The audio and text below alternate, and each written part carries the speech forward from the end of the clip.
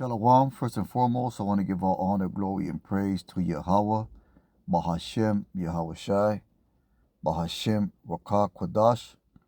Double honors to the elders of Great Millstone, and peace and salutations to the brothers that are doing this work in truth and sincerity. And we're going to jump right into it. This is Hebrews, the 10th chapter, and we'll start at verse 36. It says, "For ye have need of patience, that after ye have done the will of Yahweh, you might receive the promise." So you know that things are speeding up in the spirit. Things are speeding up in prophecy. And but yet still there's going to be a call for patience, man. And because like the elder Gabar mentioned in a recent video, this is a long-term investment. And we're not going to see the rewards of our, or the fruits of our labor instantly or right away. There's a warning that there's more difficult times to come. So that endurance, that steadfastness, you need to renew that, or you need to strengthen that in your walk in His faith. I'm speaking to myself first and foremost. So let's go ahead and get that again. Hebrews 10:36. It says, "For ye have need of patience, that after you have done the will of Yahweh, ye might receive the promise," man. So there is a promise. There is a promise of deliverance. There is a promise of the kingdom ultimately. But in order for us to attain that, there's going to have to be patience. And if you look at the word of patience, patience, continuance, enduring, cheerful or hopeful endurance, constancy, enduring patience, patient continuance, steadfastness, constancy, endurance.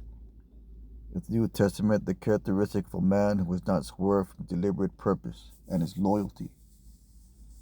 Because those things of purpose and loyalty are going to be tested to the utmost to prove that we are the elect. That when the scripture says, "Put on therefore the elect," it's speaking about your purpose and your loyalty. Because the elect are going to have those main traits. It says in the New Testament, the characteristic of a man who is not swerved from his deliberate purpose and his loyalty to faith and piety by even the greatest trials or suffering. And that's the definition for the word patience as you read in Hebrews, the 10th chapter. That's what's going to be required in order for us to attain the promise. It says, "Patient and steadfast, ye a patient and steadfast, waiting for a patient, enduring, sustaining perseverance." And this is Psalms 37th chapter. This is part of the promise. This is a part of the promise that we will attain if we have that enduring, constant steadfastness in this truth. Psalms 37:10 says, I'll start at verse 9. "For evildoers shall be cut off." And you're seeing that right now. You're seeing the infrastructure of America, the moral decay of America, the financial decay of America, the everything in America is being brought to a halt. This place is dying, and ultimately the Lord is going to destroy this place with 200 million nuclear missiles. So evildoers shall be cut off, because this is the capital of fucking evil, man. This is the capital of wickedness. That's why it's called Babylon the Great whore. For those that wait upon the Lord, it's a lot. But those that wait upon the Lord, they shall inherit the earth. And that word wait, it goes into what we call patience, as you read in Hebrews 10:36.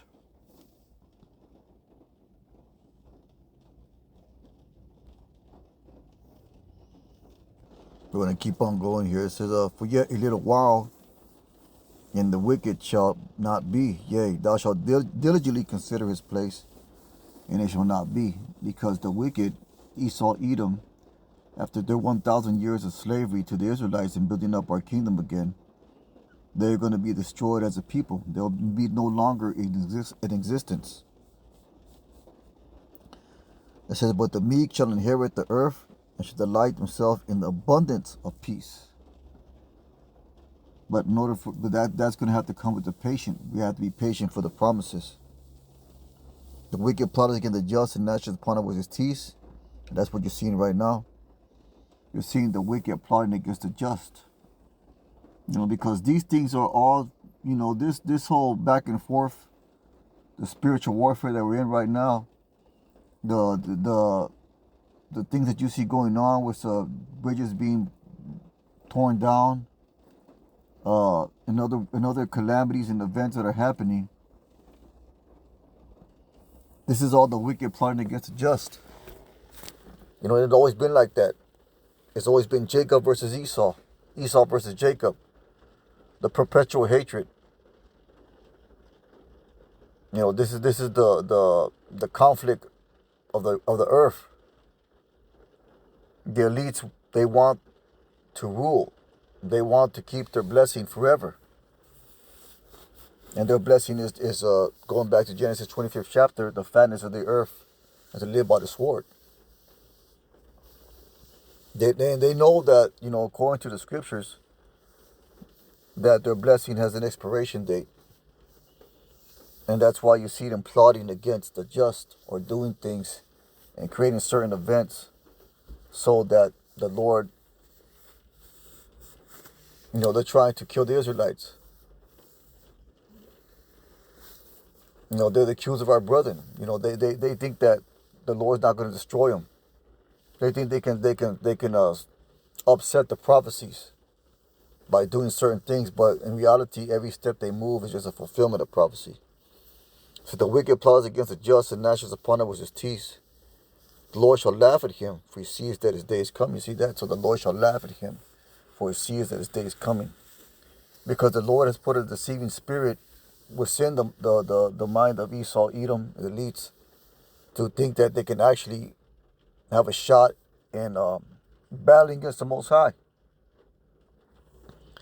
There's a thought on them that they think they can live forever, that they can have the science and the knowledge and the technology that allows them to live forever. And they're putting forth all that science and technology to basically control every human being on the planet. And it's going to come in the form of the RFID microchip. There's many articles that have been coming out about that. But basically it says that if you're not in conformity to the new system, then you will not be able to exist. It says the Lord shall laugh at him, for he sees the days coming. The wicked shall drawn out the sword and bent their bow.